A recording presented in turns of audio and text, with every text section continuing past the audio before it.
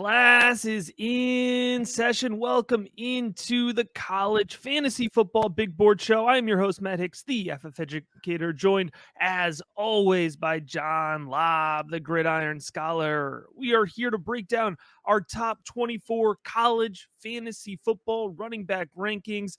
John, fresh off of our quarterback rankings episode, which got some great responses on YouTube. We loved hearing from you, hearing about our snubs. John, there's more snubs here today, I'm sure, because this is a packed and loaded running back group this year. I'm excited for the position. I'm excited to start breaking it down with you here. Matt, viewers have to remember there's 133 teams at the FBS level, which essentially means there's probably 500 running backs. We're doing kind of a top 24 teaser with some sleepers. We have rankings out there.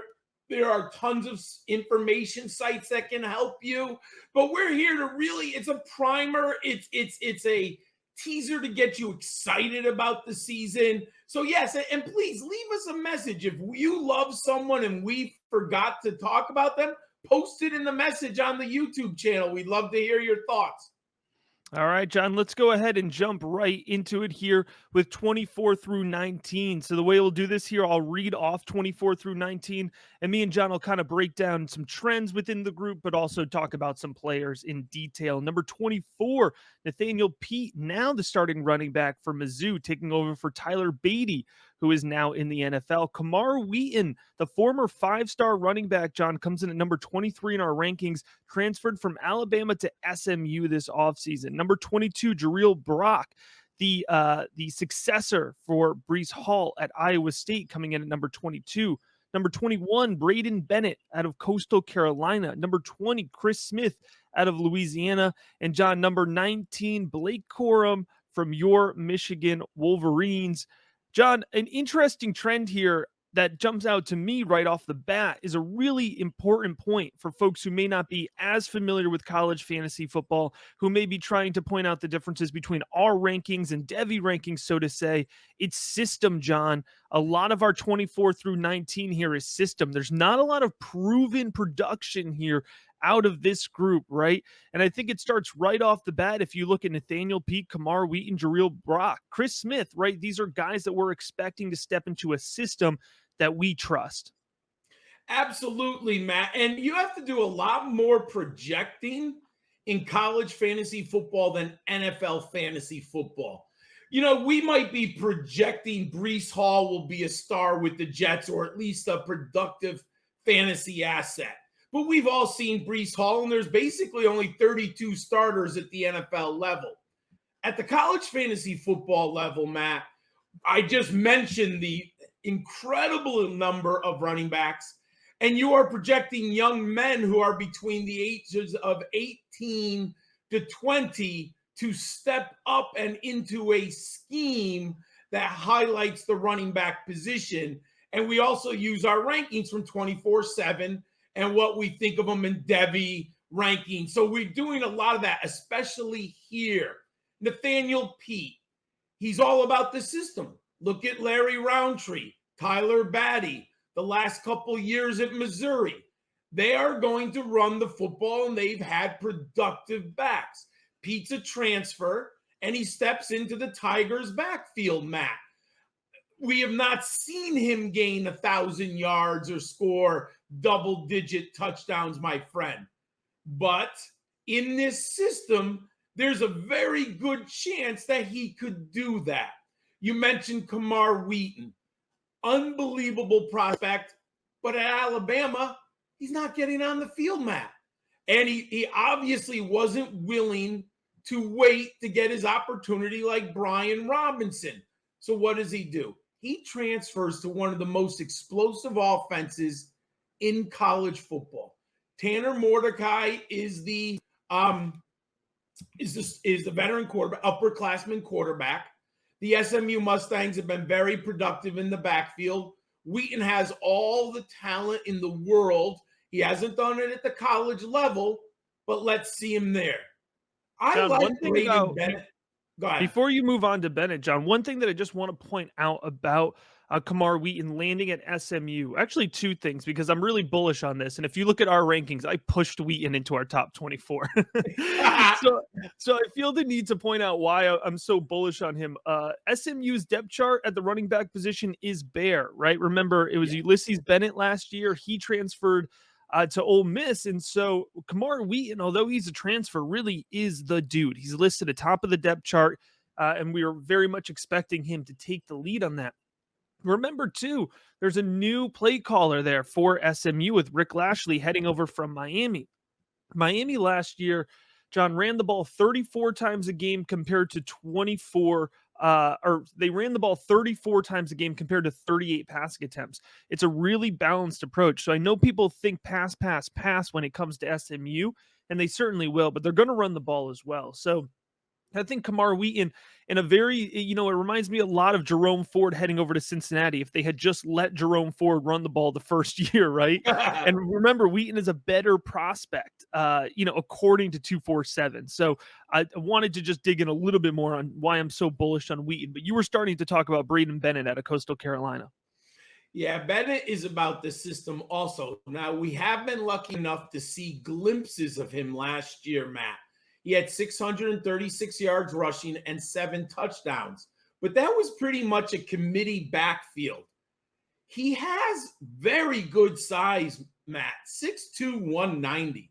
And when I was watching Coastal Carolina, Bennett was one of those players who pops on the screen when you see him with the football in his hands. And what was impressive when I was doing my research, last year, Matt, the Chanticleers were 6th in the nation in rushing, 228 yards per game. The year before, they ended up with 218 yards rushing per game, and they've scored 66 touchdowns on the ground in the last 2 years. Absolutely love Braden Bennett stepping up into this system. The conundrum for me all year, all season, is Blake Corum.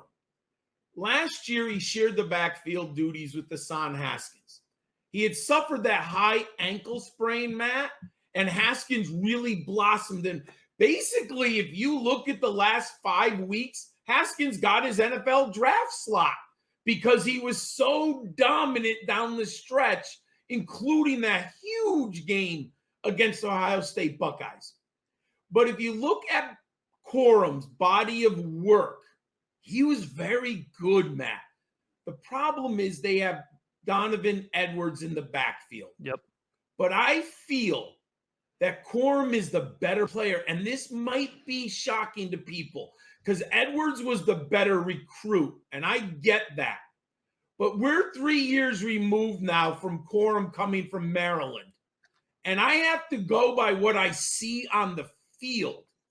And I think people have a misconception of Corum. He's 200 pounds, Matt. He's 5'8". I think people think he's undersized. Now, part of it, when he was standing next to Hassan Haskins, you like, oh my God, Haskins is so tall and so big.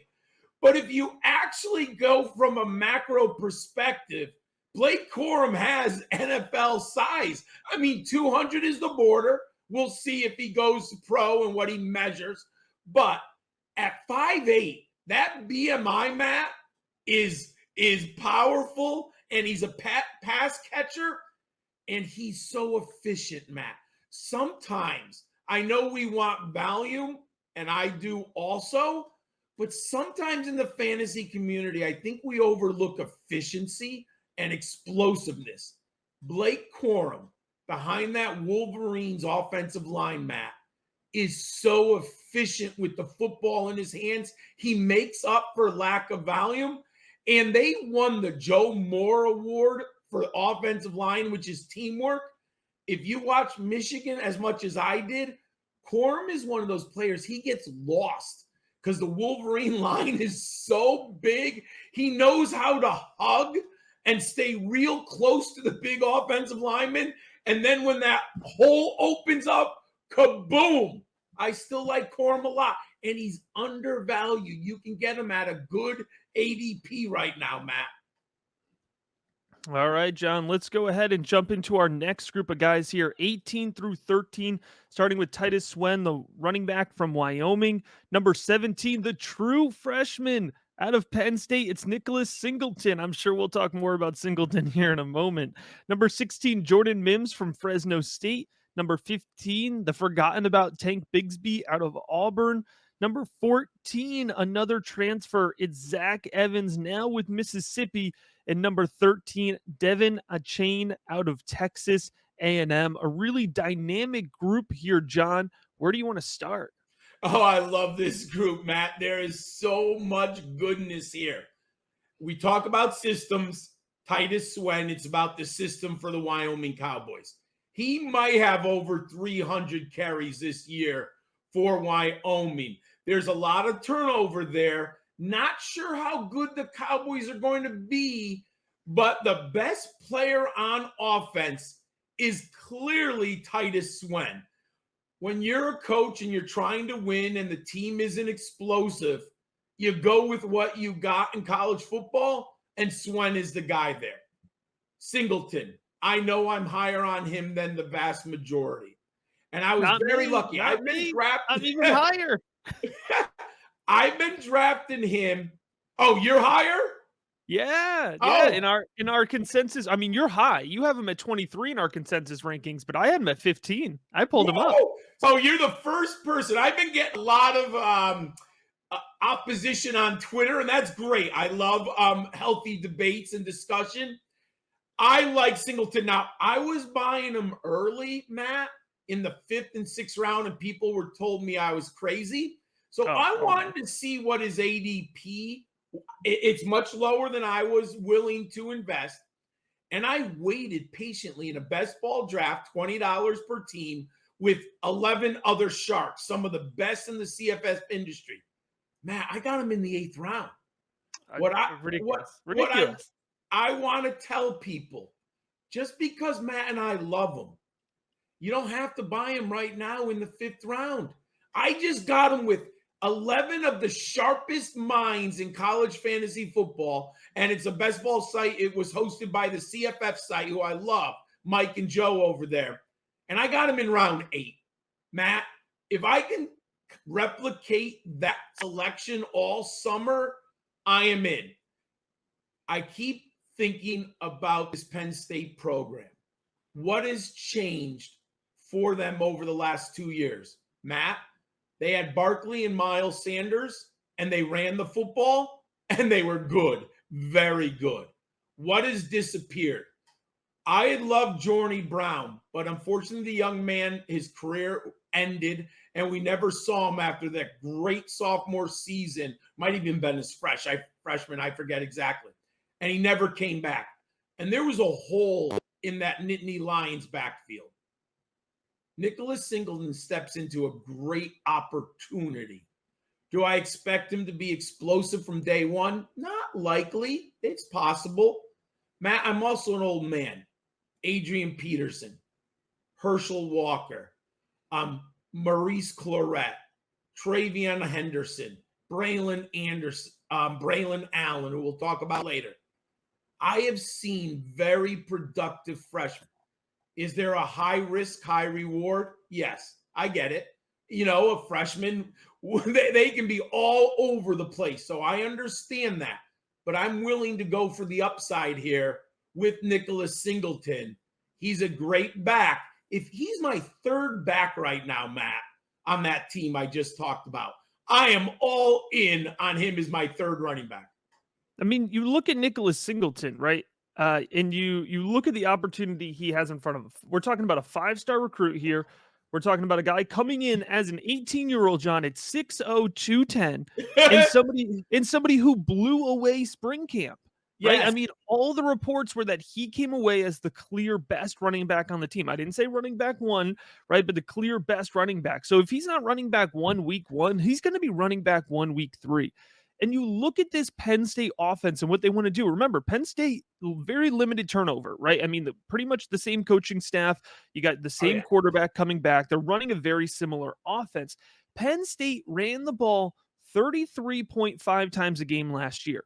And Penn State could absolutely not run the ball, right? They are They, committed to running the ball. Kayvon Lee, who's technically listed as number 1 on the depth chart right now, 4.9 yards per carry. Then you look at Noah Cain, 3.3 yards per carry. They gave both of those guys, John, over 105 attempts, and they couldn't move the ball. and they shouldn't get 105 attempts, either one. Right. So if you put this incredibly talented 5-star recruit that you pretty much stole, for lack of a better term, I mean, it was a coup to get Nick Singleton to stay home and play for Penn State. They are going to use this guy, and they're going to use him right away. I mean, we're talking about a ceiling, right, of TreVeyon Henderson last year, because Singleton was a 5-star running back recruit, just like Henderson. And I'm not comparing their specific skill sets, but look at it. I mean, Henderson didn't even start right away, and he got over 1,200 yards as a true freshman, almost 20 touchdowns as a true freshman, right? Yes. They're both playing against the Big Ten. They're both playing in really prolific, well-built offenses, right? I mean, come on. Is Singleton going to be TreVeyon Henderson? No, but in the 6th round, man, you could miss on any pick in the 6th round. Oh, absolutely. And the upside, if he hits, Matt, is tremendous. So, yeah, I love him at the value we're getting him. The other player, I love Devin Achane on this. He probably is the fastest player in college football. He's definitely the fastest running back in college football. And my partner on the In This League podcast, Scott Bogman, said it best. And he dislikes the Aggies. He's a Longhorns fan, so he hates to admit this. But he said every time you watch Achane, he's just exploding up the field in the open field, hitting a home run. I mean, it is just simply amazing to watch him play. The value, though, Matt, if they slide, Zach Evans and Tank Bigsby. The two young men were top of their high school recruiting classes. Both of them have underperformed expectations. Bigsby has been better than Evans. He's had more touches, and he actually has a 1,000-yard season under his belt. And Auburn returns a boatload of offensive linemen with tons of experience. Love him there. And Zach Evans moving. Oh, I put TCU on the slide. He's at Mississippi, everyone. Freudian slip. He moved over to Mississippi. I know he's probably going to share carries, but it's a Lane Kiffin offense, Matt. He should be the goal line back. And guys like Snoop Connor, who have stolen goal line carries for Mississippi, and then they had Matt Corral, who was very good near the goal line.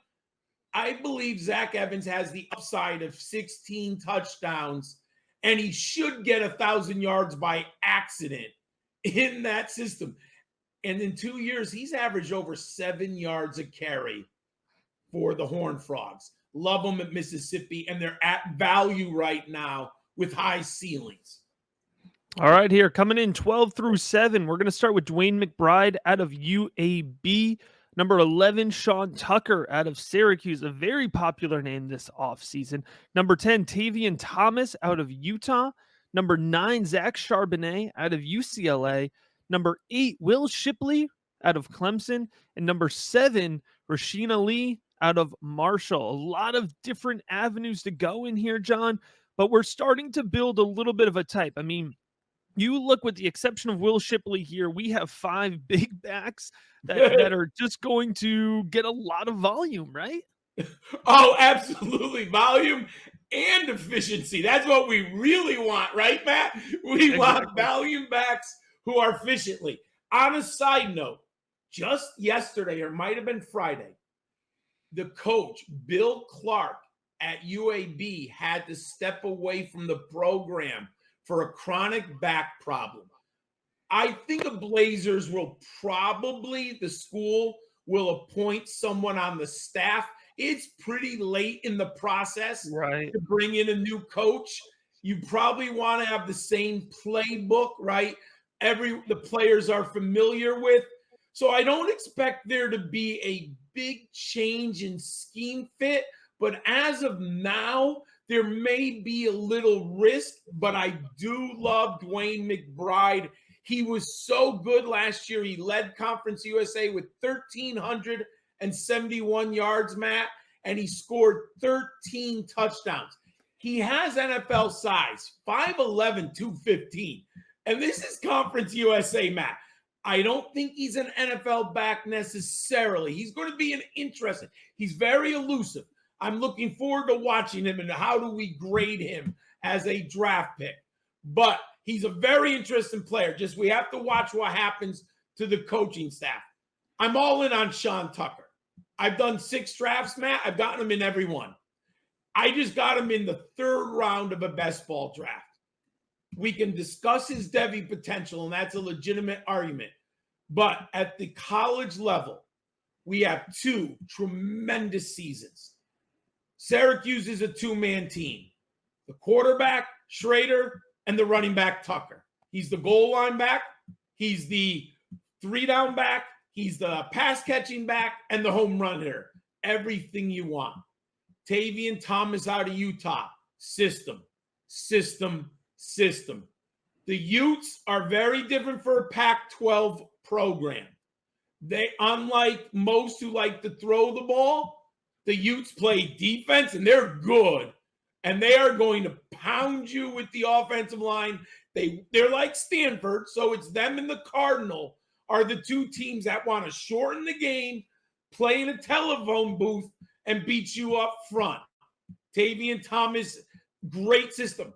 The Utes were 13th in the country in rushing last year. Love Tavian Thomas. I know you love Zach Charbonnet, so do I. So I'll leave him for you. We are both obviously all in on Will Shipley. Yes. Matt, I don't like the quarterback play at Clemson. It's a disaster. But you know what I like? Their defensive front 4 might be as good as 2019. Clemson gets after people. That is kind of one of the misperceptions about Dabo Swinney's team is how good the defense has been. We all think of it as explosive offense, and it is, with big wide receivers, good quarterback play. But their defense, Matt, they are going to hurt people on the defensive side of the ball. Well, how do I protect a bad quarterback, Matt? I give Will Shipley the ball as often as possible, and I protect my defense. And Rasheen Ali, what can I say? The man's incredible. Over 40 receptions. The herd are going to give him the ball. They run the ball. They throw the ball to him. He's absolutely everything you want.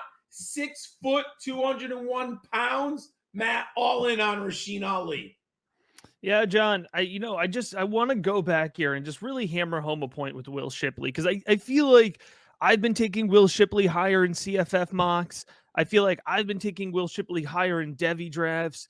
I think because he was a true freshman and because we gave up on the Clemson offense so quickly last year, for good reason, right? I mean, DJU struggled and it wasn't efficient. It didn't look good. And we gave up on Clemson, right? We were less interested in the Clemson offense than we normally are. We didn't have that next wide receiver, right, that we were really honed in on. So we weren't getting excited about him every week. But if you look at what Will Shipley was able to do, and he played in just 10 games, he got on the field a little bit slowly, working off of a preseason injury. So even when he was starting to get reps, it wasn't even a full 10 games, really. I mean, his first couple games out there were really kind of measured and limited. He had 149 rushing attempts, 739 yards, and 11 rushing touchdowns. And remember, I mean, think about how everybody feels about the Clemson offense last year. Like, Bluck feels bad, does not feel good. Like, you cringe a little bit when you think of it compared to Clemson offenses of past. And this true freshman found the end zone 11 times on the ground. He also had 16 receptions. If you look at the end of his season last year, 4 out of 6 of his final games. Florida State, 25 attempts, 125 yards, 2 touchdowns on the ground. Wake Forest, 112 yards, 2 touchdowns on the ground. South Carolina, 128 yards and a touchdown, right?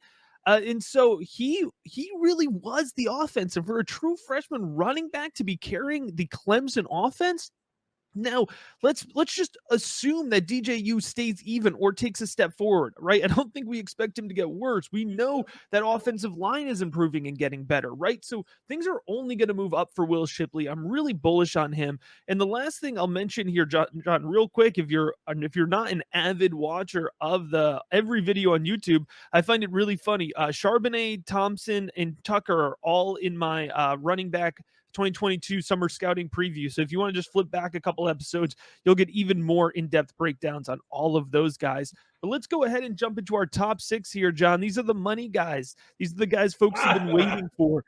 All right, so number 6 is Braylon Allen, the big back out of Wisconsin. Number 5 is Jahmyr Gibbs, formerly of the Georgia Tech Yellow Jackets, now with the Alabama Crimson Tide. Deuce Vaughn out of Kansas State, the CFF phenom. Lou Nichols out of Central Michigan comes in number 3. Number 2, drum roll, Henderson out of Ohio State. Had tried to build up some drama there, and it's going to be Bijan Robinson out of Texas with number 1. I mean, John, is it Bijan and Henderson in their own tier here, and then you could argue through the next 4 guys, or how does this group kind of separate for you? You know, it's fascinating because in that best ball draft that I just did over the past week, Lou Nichols went 2nd overall. Jackson and Jigbu Smith went 1st. And Lou Nichols went 2nd ahead of Henderson and Robinson. He's flying up draft boards, Matt, because Kobe Lewis went to Purdue. Yes. And he is clearly the guy right now in line to get the bulk of the carries. And let me look at some of these amazing statistics here last year. He was the MAC Offensive Player of the Year, 1,848 yards rushing, Matt. He led the nation. But here's where the bonus is, Matt. 40 receptions, 338 yards, and he scored 18 times. And did I mention he plays in the MAC? They are uber defensively challenged. So I think now I don't think I honestly I would not take Nichols over Robinson and Henderson. But I do think there are people, and I just saw one, who are willing to take that leap. I do have Bijan and Trevion Henderson. They're my top 2 in Devy. They're my top 2 in fantasy. They're both attached to prolific offenses with uber quarterbacks, with wide receivers who change the game on a dime. Defenses can barely deal with these 2 young men in the flat. Matt, when you have these receivers on the Longhorns and the Buckeyes running deep routes, how the heck are you going to cover Bijan and Henderson coming out of the flat or on a draw play? I mean, they're so dangerous. The offenses are so dangerous that these 2 young men are in perfect spots to absolutely smash. I love both. Deuce Vaughn. There are some people in PPR scoring formats who will grab Vaughn in the top 2. I'm not as eager to do that. Now, I like him in the back end of the first round. Pick 7 to 12. I love him. I have seen people go for him in the top 5. I'm a little concerned, but I get it. I just like, Matt, people who follow me, I like my bigger backs. I love Deuce Vaughn, the player, but I look at 5'6", 176, and all the other 3 backs above him, I believe, are over 200 pounds. I'll take the 200-pound players any day, but I cannot argue. Deuce Vaughn might be the most fun running back that I've seen in the past 2 years. Matt, 2,900 yards from scrimmage, 74 receptions, 31 touchdowns. Unbelievable. Jahmyr Gibbs. Matt, we can debate his ability between the tackles, and that's a legitimate argument for his NFL draft potential. And I like Jahmyr Gibbs as an NFL prospect. But I'm banking on Nick Saban. Matt, Nick Saban knows more about running backs than I do. If Nick Saban plugged Jahmyr Gibbs out of the transfer portal because he didn't here's what's fascinating. It tells me Nick Saban was not in love with the other people on the depth chart, right? Nick Saban historically has promoted those underclassmen, right? Damian Harris, Brian Robinson, they get the chance. Saban didn't do that. He plucked Jahmyr Gibbs, Lovemere, and systems. Matt, Braylon Anderson, we know Wisconsin, Melvin Gordon, Jonathan Taylor, they're going to run the ball. Braylon Allen was 17 last year as a freshman with over 1,000 yards. I love all 6. If you can get 2 of them, you are gold. But pretty much these 6 now are first-round picks.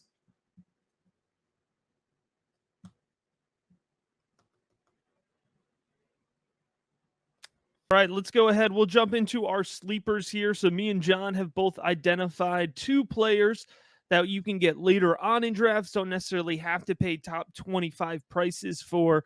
That could be big impact players here later on in your drafts. John, you identified Devin Neal out of Kansas and Tyjae Spears out of Tulane. Both of them are probably coming in double-digit rounds, and I love both as your 4th and or 5th running back. Devin Neal last year as a freshman, 707 yards rushing, 8 touchdowns, Matt, 7 receptions, 57 yards, and a touchdown for the Jayhawks.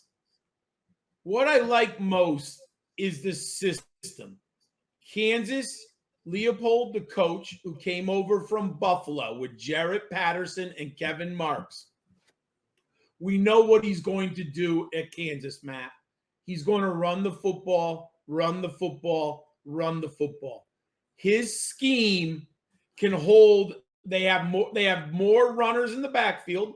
They have more depth, which if you're going to run the football as much as he is, you need depth at the running back position. Neal is 5'11", 208. He always wanted to play. He grew up in Kansas, Matt. His dream was to play to the Jayhawks. It's kind of why he ended up there. Like, people are like, how did such a good, talented young man end up at Kansas when you really look at the rating and everything? He wanted it. And he also plays baseball, I believe. He's a 2-sport athlete.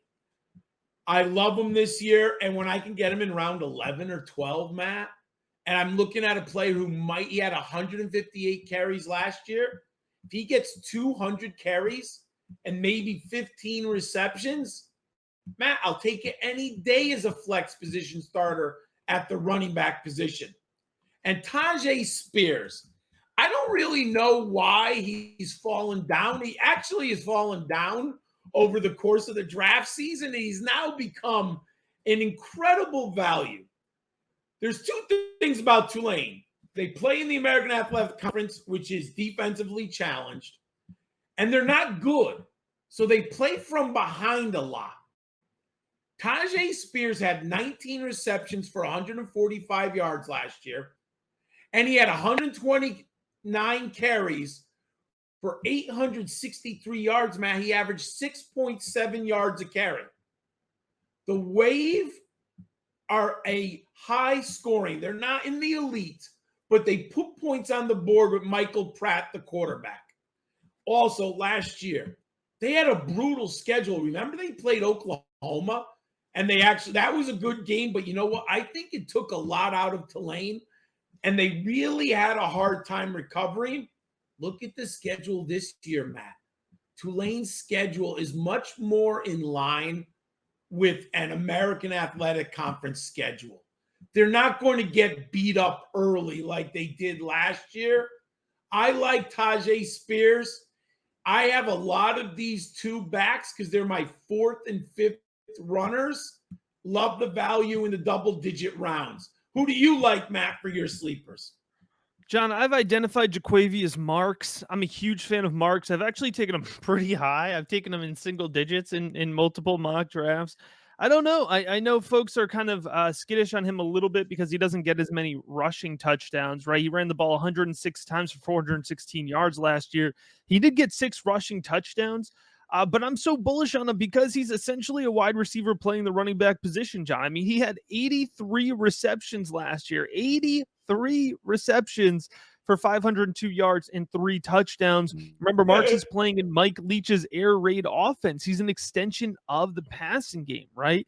And so when I've been building out the Mississippi State stack, I'm actually willing to go 3 deep with the triple stack if you want to include Whaley as well.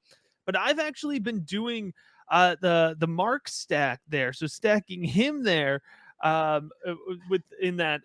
of the wide receiver, because it's just such an easy connection to make. There's going to be so many checkdowns from the passing game there at Mississippi State. And in a completely different approach here, a completely different style, I highlighted Pat Garwo out of Boston College. Garwo, 5'8", 214, volume back, ran the ball 205 times last year for 1,045 yards and 7 touchdowns. That was with the Boston College Golden Eagles not having Phil Dracovic leading their offense. And John, I cannot emphasize enough how bad that offense was without Dracovic, right? So I'm looking at his 7 touchdowns last year, and I'm saying there's going to be a lot more red zone opportunity this year with Garwo. Would not shock me if he sees 11 touchdowns, 12 touchdowns, more opportunity to have a balanced attack. Maybe that number goes up to 1,200 yards, right? They're going to be on the field more. There's going to be more opportunity to score. So what I love when we highlight these sleepers is we highlight them all for different reasons, right? There's so many different ways to be a productive asset in college fantasy football. It's one of the things that makes it so unique compared to NFL fantasy football. John, we're going to go ahead and finish here with a note from the 2022 CFF Kings Classic League, and I'm going to toss it on over to you for that. Thanks, Matt. And for all of our viewers, everything that Matt and I do on the video series, on the podcast, all my written reports at Fantrax, and the ITL podcast with Scott Bogman and Eric Frocon, everything I do is free. All of my opinions I give out there, and I love sharing them with people. But what we did last year is we had a charitable contribution to Do Good Fantasy for veterans. This year, we put up a poll on Twitter, the Kings Classic League, and St. Jude Children's Research Hospital won the vote from the followers on Twitter. And we are raising money this year for St. Jude Children's Research Hospital. If you don't know what it is, if you unfortunately have a child who has cancer, St. Jude's is 100% free, Matt. And my girlfriend in college, there's a St. Jude's hospital in New Haven. And part of her sorority, you had to do volunteer service. And she dragged me. And I use that. I was 19 years of age. And I'm glad she did it. So I raided St. Jude's Hospital in New Haven. And I was able to see what they do for children and what they do for families. If you go to my Twitter feed on Gridiron Skull 91, pinned to the top is a link. Just make a small donation. Anything from $5 to $20 is more than enough. Last year, we raised $450. Every little bit helps. I'd love to be able to beat it this year. I put a goal of $2,500. But no matter how much we raise and give to St. Jude's, we know that it is going to help children and families who really need the assistance. So please go do that. If you like what Matt and I do, the rookie big board that we do, we're just asking for a little help, and we're broadcasting live from Canton, Ohio, Kings Classic. We share the results with everyone. Please think of making a little donation if you like what we do. Fantastic. Well, thanks so much for checking out this episode of the Rookie Big Board CFF running back rankings 1 through 24. Lots of good players that we left off. So if you want to comment and let us know, and we'll be back next week here, John, talking wide receivers. Thanks for checking out this episode of the Rookie Big Board.